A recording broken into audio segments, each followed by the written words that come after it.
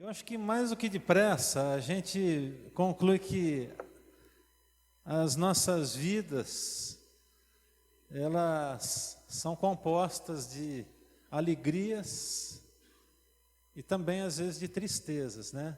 É mais ou menos que eu estou falando aqui é uma coisa muito óbvia, é de fácil constatação. Basta você olhar para a sua semana e você vai ver que você viveu momentos de alegria, de felicidade, de celebração, mas você também encontrou alguma dificuldade em alguma coisa. Eu não sei a sua semana, mas na minha semana eu já consigo enxergar isso.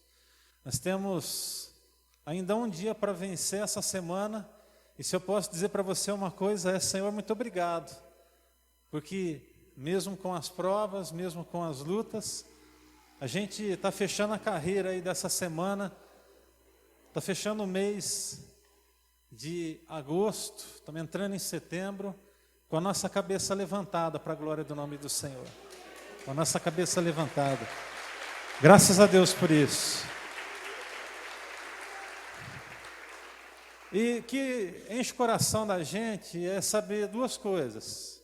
Que diante do cenário que qualquer um de nós possa estar vivendo, quer seja um cenário de dificuldade ou de celebração da vida, de coisas boas acontecendo, duas coisas são muito claras. Primeiro, é o amor de Deus por nós. Amém? Deus me ama. Isso é maravilhoso. Sérgio, Deus te ama. Não é gostoso sentir o amor de Deus, Sérgio? Solange, cadê você, Solange? Deus te ama. É bom demais, não é?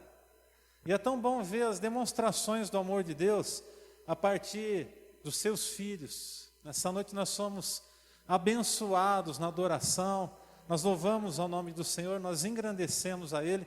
Eu não sei você, mas eu fui grandemente abençoado, eu pude sentir o fluir do Espírito Santo, ver as mãos de Deus se movendo em cada coração, em cada vida, e isso trouxe para mim assim muita alegria. Mas há uma segunda coisa que nós constatamos, e que aqueles que estão aqui nessa noite precisam entender, se ainda não entenderam, é que Deus te criou com um propósito.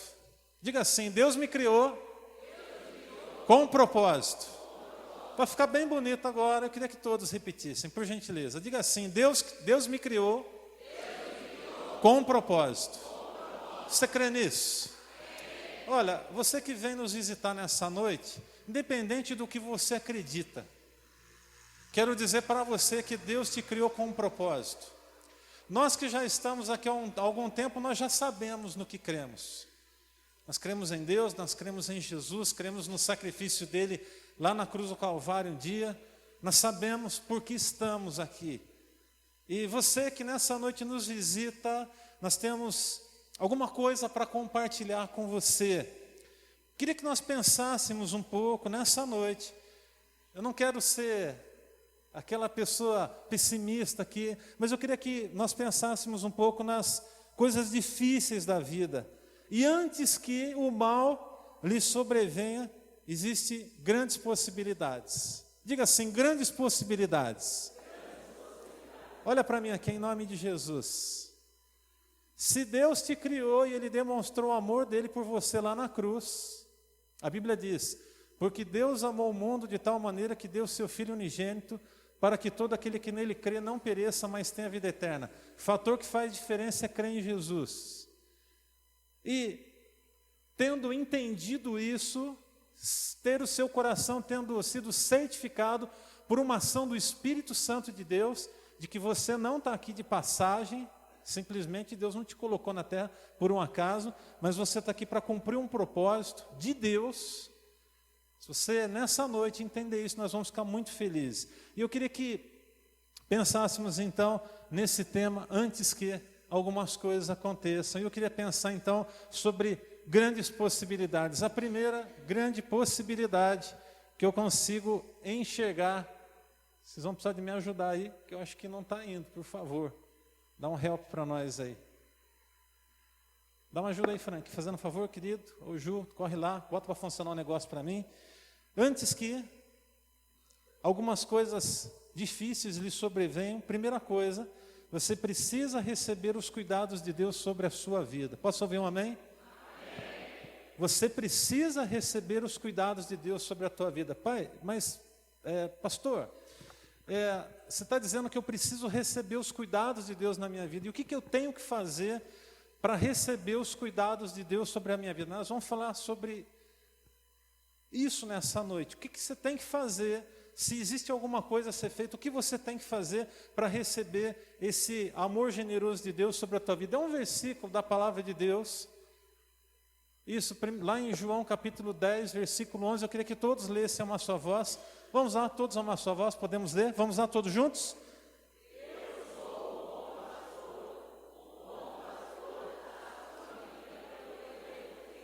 Olha só, o que você precisa entender é que alguém quer dar o seu cuidado sobre a sua vida. Esse alguém se chama Jesus, e a Bíblia me diz que ele é conhecido como bom pastor, e esse bom pastor tem uma característica muito especial, a característica da doação. A Bíblia diz para mim e para você que o bom pastor, que é Jesus, dá a vida pelas suas ovelhas. Pastor, como que é esse negócio de se tornar ovelha de Jesus? O que eu tenho que fazer? Nós já vamos chegar lá, mas antes eu preciso que você constate qual é a sua real condição nessa noite. A Bíblia diz que Jesus é o bom pastor que quer doar-se para nós, para mim e para você. E Ele quer chegar antes que algumas coisas aconteçam. Antes que, por exemplo, a depressão lhe alcance, Ele quer chegar. Ele quer chegar sobre a tua vida antes que o divórcio assalte a sua casa. Deixa eu abrir um parêntese aqui. Se você nessa noite veio nos visitar e a sua família está destroçada, se você olha para a situação de dentro da sua casa, consegue encontrar desunião, desavença, de repente você hoje, vindo aqui nesse lugar, ouvindo essas palavras, conclui que, olha, nós chegamos no limite e por isso nós entendemos que não dá mais. Eu quero dizer para você exatamente o contrário, eu quero dizer que dá a pé. Eu quero dizer que há possibilidade de mudança, eu quero dizer que Deus pode reverter a sua situação, por pior que ela seja. Então, antes que o divórcio alcance a sua vida, Jesus, o bom pastor, Ele tem um propósito maravilhoso sobre a tua história, em nome de Jesus. Antes que a desilusão te arrebate. Tem gente que vai tomando burdoada na vida, e é uma atrás da outra, e passa um tempo, uma luta aqui, outra ali, uma situação difícil acolá. Você vai concluindo que a coisa vai ficando tão estreita, tão complicada, que a pessoa fica desiludida. Eu já vivi um momento na minha vida, deixa eu compartilhar com você. Estava desiludido a ponto de chegar a pensar em tirar minha própria vida. Dá para pensar na dimensão, e deixa eu te falar uma coisa, isso não aconteceu só comigo. Até arrisco dizer que aconteceu com alguns dentre vocês que estão aqui nessa noite, que por conta das duras circunstâncias da vida, da pressão, das escolhas erradas, das falhas que cometeram, chegaram a pensar em tirar a própria vida. Antes que a desilusão lhe abata, Jesus quer ser o seu bom pastor. Antes que as feridas sejam abertas, Jesus, Ele quer ser o bom pastor sobre a sua vida. E de repente, como eu disse, você está aqui nessa noite, mas tudo isso já alcançou a sua vida. Você já foi alcançado pela depressão, você está vendo um momento muito difícil, muito complicado, de uma instabilidade assim terrível, você não sabe como dar o primeiro passo e o que fazer para dar o primeiro passo, porque está tudo tão nebuloso na sua frente. Quem sabe a iminência do divórcio já alcançou a tua casa, quem sabe a desilusão com as pessoas, quem sabe a decepção com as pessoas alcançou o seu coração, quem sabe as feridas já estão muito mais que abertas, mas eu quero dizer que antes que tudo isso lhe alcance, vem aquela pergunta nessa hora, o que fazer? Como receber os cuidados desse bom pastor? O que eu tenho que fazer para receber os cuidados desse bom pastor que está disposto a dar a sua vida pela minha vida? Olha só, quando você pensa numa pessoa boa, para pensar numa pessoa boa. Pensa num bom amigo que você tem, num bom amigo. Pelo menos 3 pessoas aqui citem uma característica desse bom amigo. Por exemplo, Rinaldo, um bom amigo que você tem, fala uma característica desse amigo. Paciente, uma pessoa paciente. Irmão Maurício, um amigo que o senhor tem, fala uma característica desse amigo, desse bom amigo. Uma característica só. Fidelidade, fidelidade. Nívia, pensa numa amiga e descreve uma característica dela para mim, uma característica só. Amorosa, essa amiga é uma pessoa amorosa. Marcelão, pensa em um amigo e coloca para mim uma característica desse amigo. Alegre, a pessoa alegre. Morrer por gente assim é fácil. Desculpa, mas é o que eu penso. Dar vida por gente boa desse jeito aí é fácil. Agora pensa numa figura não tão boa como essa, mas quem sabe alguma pessoa que você encontrou sobre a sua vida e que foi maldosa com você. Não precisa citar o nome, tá? Por favor, não faça isso. Deixa eu te falar uma coisa. Pensa em alguém que fez um mal contra a tua vida. Pensa aí. Pensa em alguém e pensa no mal que essa pessoa fez contra a tua vida. Pensou? Rapidinho aí, pensa aí. Vou dar 3 segundos para você pensar. 1, 2, 3, pronto. Jesus morreu por essa pessoa também. E sabe o que acontece? Ele deseja transformar o coração também dessa pessoa. Na verdade, a Bíblia vai dizer para mim e para você que o bom pastor dá a vida pelas suas ovelhas. Como que esse negócio de se tornar ovelha desse pastor, o que eu tenho que fazer? Apenas entender que o sacrifício dele valeu pela tua vida, só isso, é simples. Você não tem que pagar R$1, você não tem que dar nenhum centavo para a igreja nenhuma. Você só precisa entender que ele morreu por você e que ele, ao dar a sua vida pela tua vida, ele quer fazer um conserto com você, e ao fazer um conserto com você, ajustar o teu coração para que você possa lidar com as suas lutas, as suas dificuldades. Aí vem aquela pergunta, mas como que eu vou fazer isso? Como é que eu vou receber os cuidados desse bom pastor? Olha só, adiante aí, passa para mim, por favor. Permita que a sua casa seja uma casa de paz. Sabe por quê? Como a Larissa falou aqui nessa noite, a casa do Pai é uma casa de paz. Amém? Esse amém está muito fraco, gente. Amém? Amém? A casa do Pai é uma casa de paz. Essa casa é uma casa de paz. A Betel é uma casa de paz. Nós estamos aqui porque o Senhor nos chamou, nos atraiu pelo seu amor, pela sua graça.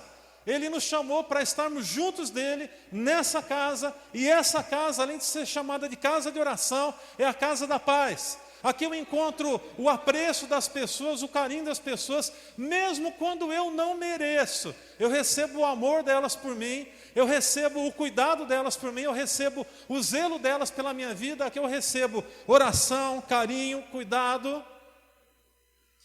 Aqui eu tenho o privilégio de poder dizer que eu sou irmão. Aqui eu tenho o privilégio de poder dizer que eu sou filho. Aqui nessa casa, eu tenho a grande alegria de poder dizer e de concluir que eu não estou aqui de passagem nessa vida. Essa casa tem um propósito. Nós sabemos onde nós queremos chegar. Passa para a gente, por favor. Olha só o que diz as palavras de Lucas, no capítulo 3, verso 4. Diz assim, como está escrito no livro das palavras de Isaías, o profeta, voz do que clama no deserto. Está falando de Jesus. Olha só. Preparem o caminho para o Senhor, façam veredas retas para Ele.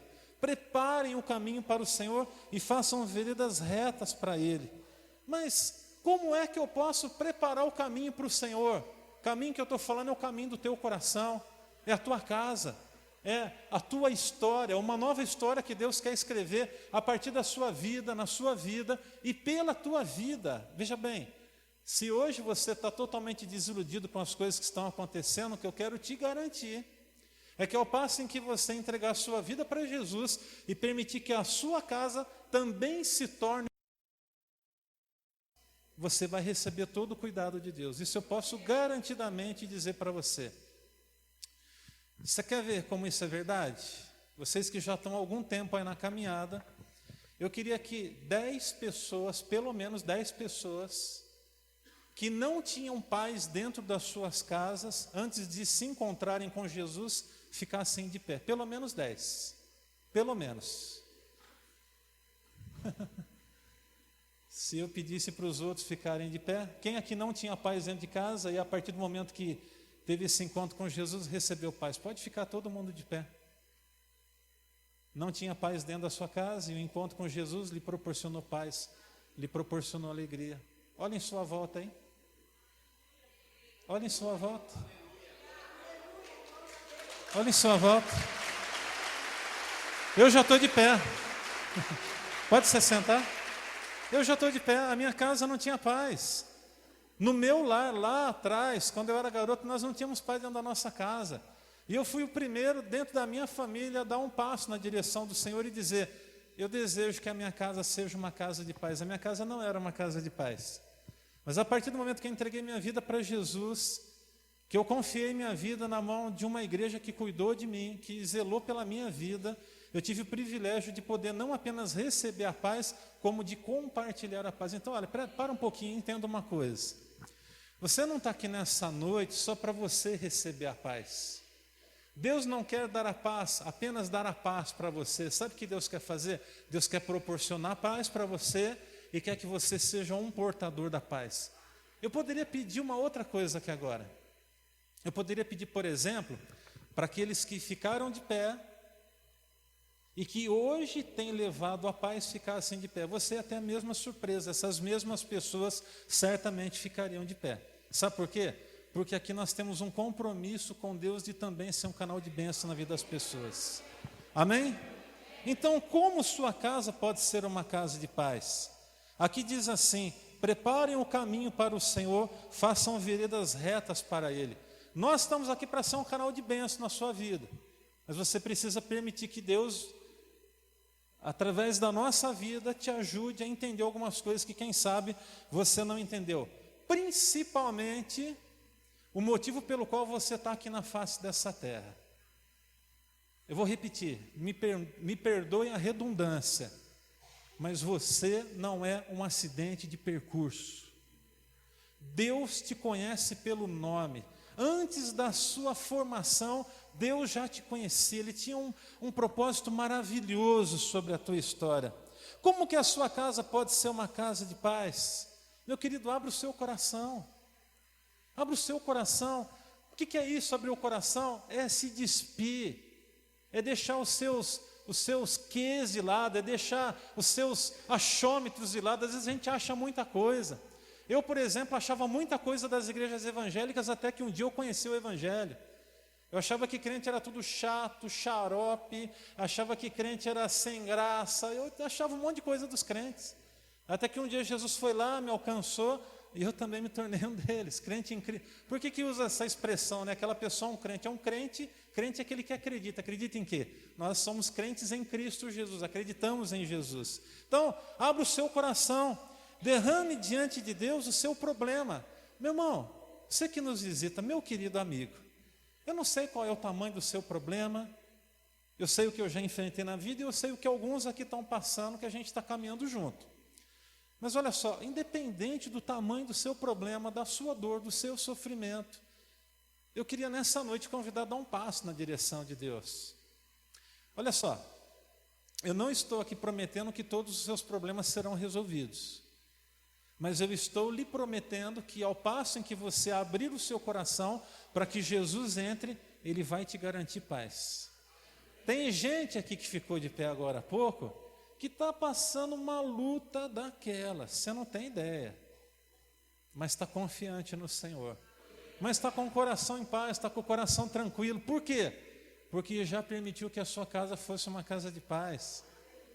Meu irmão, deixa eu te dizer uma coisa, para nós recebermos a paz e para vivermos a paz, paz não significa ausência de problemas. Eu posso ter paz e estar passando pelo pior momento da minha vida. Eu no momento estou sendo provado em alguns aspectos. A minha fé está sendo provada, meu entendimento, algumas coisas. Mas assim, eu estou em paz com Deus.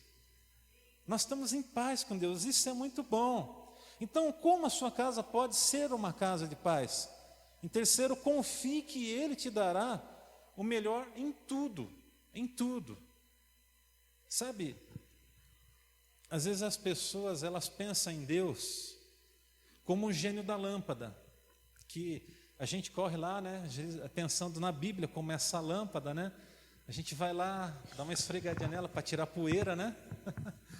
Aí de repente a gente tem aquela expectativa de que o gênio vai aparecer na nossa frente, vai falar e vai apontar a direção. Eu quero dizer que Deus não é assim, Deus não é um gênio da lâmpada, que a gente esfrega a Bíblia, ele aparece na minha frente e fala: filhão, fala aí, quais são os seus 3 desejos? Você tem apenas 3 desejos para ser atendido. Deus não é assim.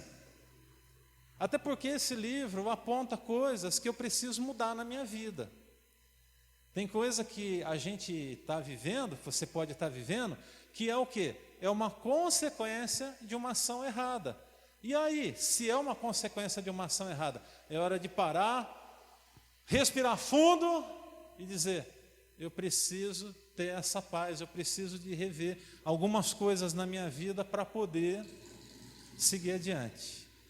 Eu queria finalizar essa palavra nessa noite, antes de fazer aqui um desafio para você, dizendo uma última coisa a respeito das palavras de Jesus. Mas vem aqui uma pergunta: qual é o resultado da ação do bom pastor quando alguém abre a porta do seu coração para ele e permite que a sua casa seja uma casa de paz? Passa para a gente aí, por favor. Olha aí o que diz a palavra de Deus, Jesus falando, o bom pastor que está falando: eu deixo-lhes a paz, a minha paz eu lhes dou.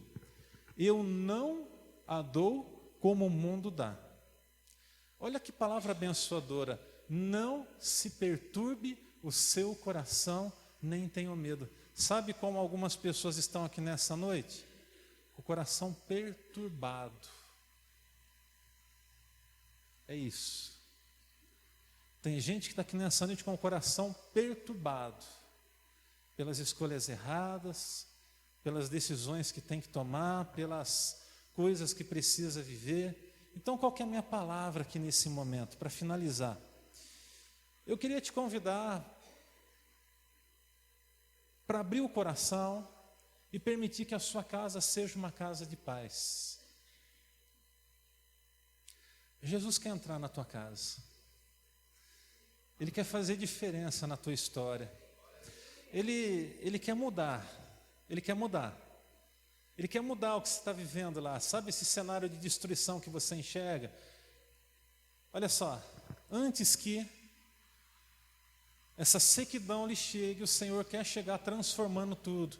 Eu queria que você tentasse visualizar essa imagem no seguinte aspecto, na seguinte forma. Tenta imaginar isso aqui tudo acinzentado, como está aqui desse lado, aqui da minha esquerda, da esquerda de vocês, esse lado aqui da esquerda, como se esse cenário tivesse todo devastado pela sequidão. E vai pensando agora no passo que você dá na presença do Senhor, permitindo que Ele venha e torne a sua casa de paz. Quando Deus começa a colocar a mão, o que acontece? Olha só. Olha o que acontece, as coisas vão se tornando bonitas, elas vão se tornando verdes. A terra, olha, vai demorar um tempo para produzir. Deus não é o gênio da lâmpada, lembra? Que você dá uma esfregadinha e fala, amanhã já está tudo resolvido. Não é assim. Tem gente que está prometendo isso, mas o Evangelho não ensina isso. Existem coisas que são instantâneas. Por exemplo, a falta de paz que eu tinha no dia em que eu entreguei minha vida para Jesus, e Ele entrou dentro do meu coração, eu fui selado com o Espírito Santo, eu fui batizado com o Espírito Santo, aquela turbulência do meu coração foi arrancada na hora, foi instantâneo. Eu fui tomado assim de uma alegria, de uma coisa tão boa, de uma satisfação tão especial, tão grande, que eu não me esqueço e nunca vou me esquecer daquele dia. E eu também não esqueço do dia em que alguns de vocês que aqui estão, no nosso meio, também entregaram suas vidas para Jesus. Eu me lembro, por exemplo, o dia que o Hinaldo com a Elisângela entregaram as vidas para Jesus. Me lembro como se fosse hoje, Hinaldo. Eu me lembro do dia em que a minha mãe entregou sua vida para Jesus. Eu me lembro do dia em que minha irmã entregou sua vida para Jesus. E Deus fazendo toda a mudança. A minha casa começou a ser transformada. E é isso que o Senhor quer fazer na tua vida. Então, vamos lá. O que você precisa fazer para a sua casa ser uma casa de paz? Entregar a sua vida para Jesus. Como que faz isso? É muito simples. É só dizer: Jesus, eu te aceito como meu Salvador e meu Senhor. Não tem nenhuma fórmula secreta, mas o resultado é poderoso. Não tem nenhuma fórmula secreta, não tem nenhuma, sabe, tem sim um agir de Deus, um toque do Espírito, um incômodo que a gente sente, que às vezes é o Espírito Santo trabalhando ali, falando: olha, agora é a hora. O dia que eu entreguei minha vida para Jesus, eu estava sentado no final do templo, era um templo bem pequenininho, menor do que só essa parte aqui, ó, assim, ó, pequenininho, templo pequeno. Estava sentado lá atrás, eu falei assim: eu vou ficar aqui atrás, se eu ver alguma coisa diferente eu dou linha, eu saio fora, caio fora. Mas não fico aqui nem essa turma pagando para mim. Se eu ver alguma coisa meio diferente aqui, eu vou embora. Sentei do lado da porta, era uma porta de 80 centímetros, ali a portinha da igreja era desse tamanho. Lembro daquela igreja, daquele templo até hoje. Eu falei, eu sentei aqui, a porta estava aqui, eu sentado na cadeira do lado aqui. Eu falei, qualquer coisa eu caio fora. E o pastor falou lá na frente: olha, quem quer entregar a sua vida para Jesus? E aí algumas pessoas levantando, jovens, entregando, se colocando diante de Deus e deixando Deus ser Deus na vida deles. E eu estava amarrado ali. Literalmente eu me senti amarrado, eu me senti preso. Eu estava com vontade de levantar a minha mão para entregar minha vida para Jesus. Ele falou: quem quiser entregar a vida para Jesus, levanta a mão. Se você quiser vir aqui na frente, vem aqui na frente. Mas eu estava preso, eu não conseguia fazer isso. E aí o pastor, ele bradou lá da frente, ele falou assim: se você nessa hora está sentindo que a sua mão está presa, você está acorrentado, eu quero dizer que você é livre em nome de Jesus. Quando ele disse isso, foi como se as algemas se soltassem dos meus braços e dos meus pés. E num instante eu dei um salto e falei: eu quero esse Jesus que esse camarada está falando aí na frente. O que esse Jesus vai fazer comigo eu não sei, mas eu estou achando que é coisa boa. E era coisa boa mesmo.